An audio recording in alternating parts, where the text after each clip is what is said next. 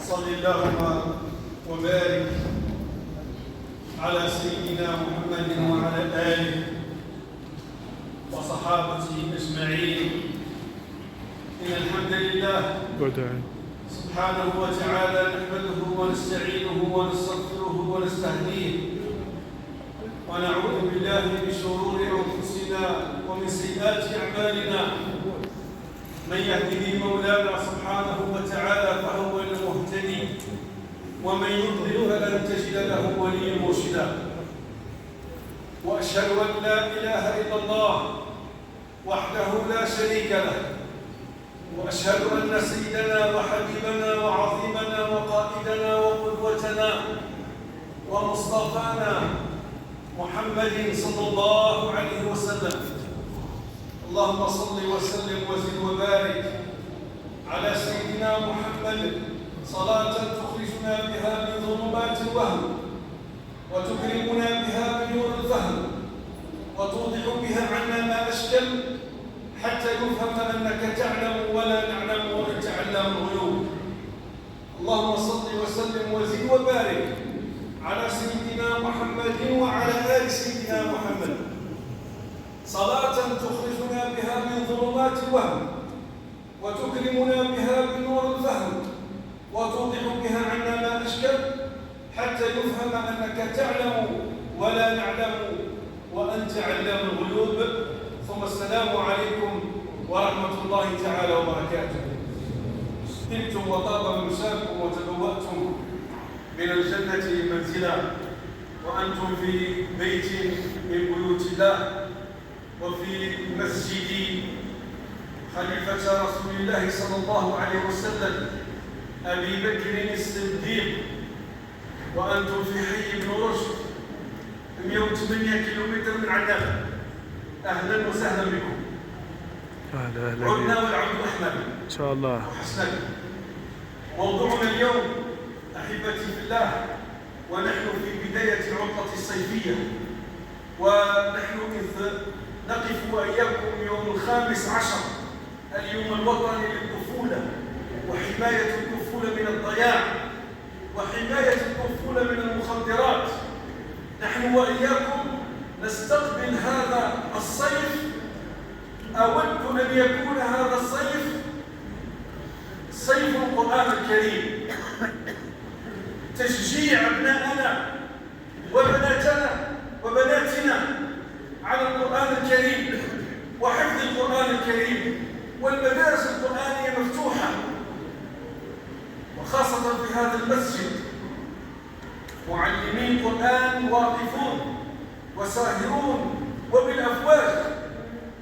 ولما نتكلم عن القرآن الكريم، هذا القرآن الذي أعجز الله به سبحانه وتعالى العالم إلى اليوم، لذلك كثير ما نردد أفضل ما يتلى وما يقال وخير ما ينفق فيه المال قراءة القرآن عند الناس، كذا روى أئمة القياس. وقيل أيضا حامل القرآن يشفع في القربى وفي الجيران، أول من يشفع في أبيه وأمه والأخت مع أخيه، مقامه في منزل النبوة، يكون بين الخلق والنبوءة، يكون في القبر عليه نورا وهيبة وقبة ونورا، 60 حزبا يا لها من قيمة، أجورها عظيمة كبيرة، هي لنا في الحق رأس المال وبعدها عبادة في الحال. القرآن الكريم والثبات على حفظ القرآن الكريم ومتابعة النشر في القرآن الكريم. ونحن نسعد وإياكم لما نرى بذرة هذا المسجد، مسجد أبي بكر الصديق، نرى بذرته في أولئك الشباب الذين حفظوا كتاب الله، حفظوا كتاب الله وهم يؤمون الناس في صلاة التراويح ويؤمونكم في الصلوات الجهرية في هذا المسجد. كل ذلك نتيجة لهذه المدرسة القرآنية التي جعلت بلادنا جعلتها العنوان الأساسي للحفاظ على الناشئة، على الأطفال. أن ترى شابا حافظا كتاب الله ملتزما بأوامر الله أفضل من أن تراه الشوارع وتتخطفه أيادي المخدرات والمهلكات. إذا القرآن الكريم حجة الله في أرضه. لذلك لم يستطيع العالم أن يغير حرفا في كتاب الله. ولا زالت هذه الأمة أمة الإسلام بخير ما تمسكت بكتابها. قال صلى الله عليه وسلم: تركت فيكم ما إن تمسكتم بهما لن تضلوا بعدي أبدا. هذا أداة جزم وتحقيق. لن تضل هذه الأمة إن تمسكت بما أخبر به نبينا صلى الله عليه وسلم. قال صلى الله عليه وسلم: تركت فيكم ما إن تمسكتم بهما لن تضلوا بعدي أبدا، كتاب الله وسنتي. كتاب الله وسنتي. القرآن حجة لنا، لأننا عنواننا نحن أمة الإسلام عنواننا القرآن الكريم. عنواننا، بل إن عزنا في القرآن الكريم كما قال سيدنا عمر: نحن قوم أعزنا الله بالإسلام، فإذا ابتغينا العزة في غيره أضلنا الله. وتسعد لجيل حافظ كتاب الله، تسعد لبنات حافظات لكتاب الله، تسعد للشباب بيده جميع المفاتن والمفاسد والمهلكات، ومع ذلك يتمسك بكتاب الله وبالمدرسة القرآنية. إذن أنتم أيها الشباب في جهاد. ولما نتكلم عن القرآن الكريم لا يختص به الشباب فقط.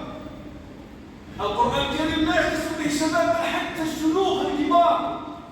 وأنا فرحت صباحا لما دخلت هنا عن 10 وشيء، لقيت الشيوخ يقرؤون كتاب الله، ولقيت المصلين يقرؤون كتاب الله.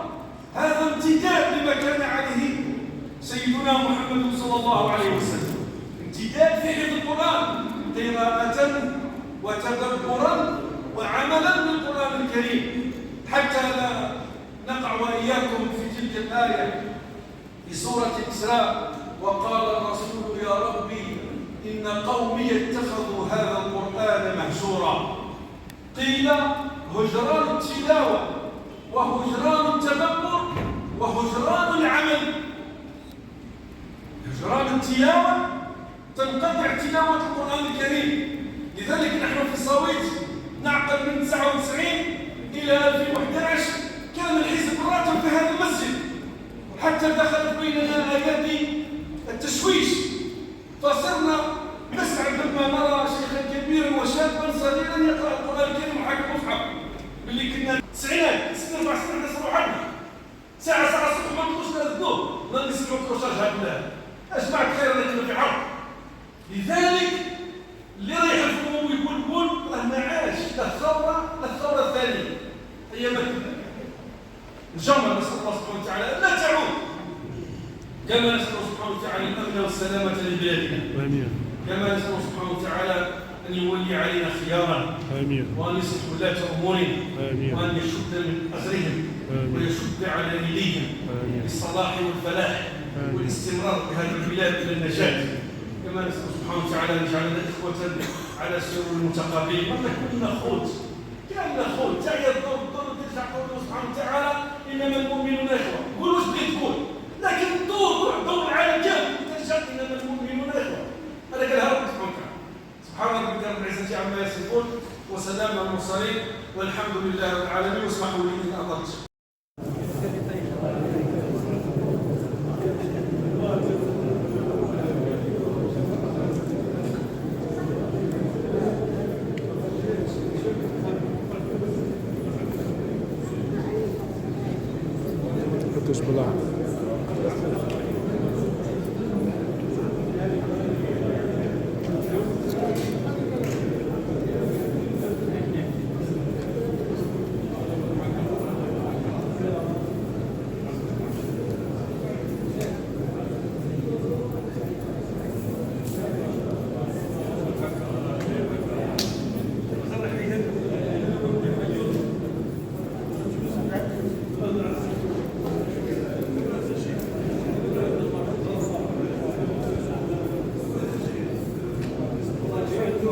الله.